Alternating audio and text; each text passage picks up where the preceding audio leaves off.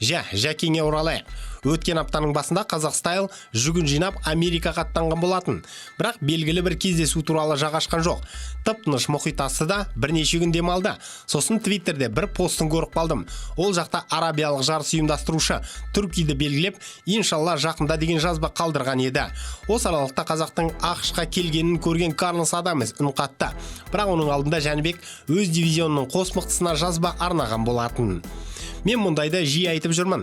Танымал боксшылармен бақ сынасқым келеді. Келесі қарсыласым сондай болады деген үмітім бар. Еншімдегі 2 чемпиондық белбеу болса да, ешкім жекпе-жекке шақырмауда. Бұл жақсы емес. Лара, Чарло, не дейсіңдер деген еді. Бірақ 2 чемпион да мұны назардан тыс қалдырды. Есесіне Карлос Адаместің жақтаушыларының бірі үн қатқан еді. Бокс сарапшысы Эрнест Амадор бұл жазбаға былай деп жауап қатыпты. Адамес сені шақырып жүр. Ол танымал әрі мықты жауынгер. Бұған не дейсің деді. Бірақ бұған Жәнібектің жауабы табылды.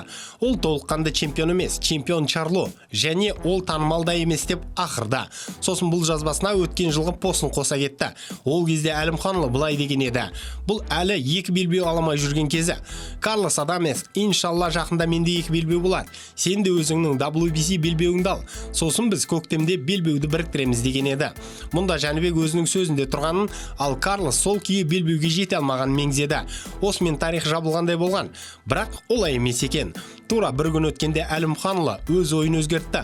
Бұл енді Адаместің твитінен соң орын алды. Келісімшартқа қол қой, еркек болсаңша, қорқақтамай деп доминикандық отқа май құя түсті. Осыдан соң Жәнібек, жақсы, келісім шартты жібер, мен қол қоямын, кеттік деп кездесуге келісім берді. Бұдан кейінгі жазбалар қарша борады. Иншалла, енді мені ешкім тоқтата алмайды. Мен әлемге Жәнібекпен әзілдесу қандай болатынын көрсетемін. Өте жылдам Адамес нокаутқа жібергім келеді. Енді оның түнгі қорқынышына айналамын деп қарсыласына сес көрсетті.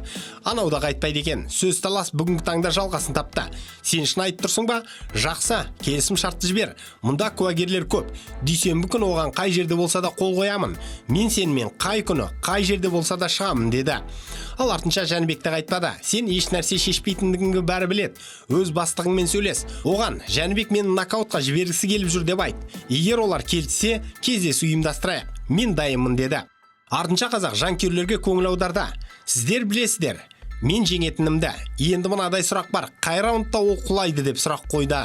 Бопты, 2 боксшы арасында қазір сөз жүзінде кездесу өтіп жатыр. Әзірге мұнда ұпай саны мен Жәнібек жеңіске жетуде, ал шын кездесу болса қалай болар екен? Жалпы бұл негізі бар сөз талас па? Екі тарап ортақ келісімге келсе қашан рингте жолғады? Меніңше маусым айының ортасына атаман өткізуге болады. Қос боксшыда да толық лагерь өтуге мүмкіндік бар.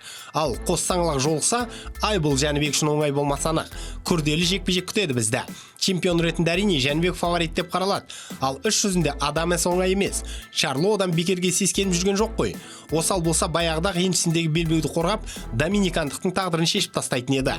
Менің кездесуге деген болжамым, Жәнібек ұпай санымен немесе төрешілердің бір ауыз шешіммен жеңіске жетеді. Нокаут болуы екіталай. Ал бұл сынға WBC не дер екен? Маурисио Сулейман рұқсатын береді ме? Президент негізі Адаместің тағы бір қазақ боксшысы Мейірім Нұрсұлтановпен жолықтырамыз деп еді ғой. Оның сөзі еш қауқарға емес пе сонда? Міне, Жәнібек пен Карлостың жолығуына осы жақтан вето қойылуы мүмкін. Әйтпесе басқа кедергі жоқ. Және тағы бір сұрақ. Неге Жәнібек табан астынан келсе қалды? Топ-ранг танымалдарды тауып бере алмаған ма? Бір жағынан жақсы жаңалық, өйткені кездесу бар. Екінші жағынан жағымсыз жаңалық. Толыққанды белбеу тігілмейді. Осы аралықта менің жекеме жазған бір жігіттің жазбасын қоса кетейін. Кеше таңертеңгісін ерінбей былай деп жазып жіберіпті. Жәнібек 13 маусым күні Шейн Мозли кішімен жолығады деп. Бұл шындыққа сай келе ме? Әрине мен мұны шынайы деп қабылдамадым. Өйткені мұндай ақпарат бұрын соңды болған емес. Әлде бұл инсайдердің бір білгені бар ма екен? Ойларыңызды ортаға салыңыздар көрермендер. Бейне материал ұнады ма, онда лайк басыңыз, пікір қалдырыңыз. Бұл біз үшін маңызды. Арнаға жазылып қоңыраушаны басып қойсаңыздар, соңғы жаңалықтарды бірден біліп отырасыздар. Уақыт тауып тамашалағандарыңыз үшін рахмет. Қазақ батырларының жеңісті жорықтары молынан болсын.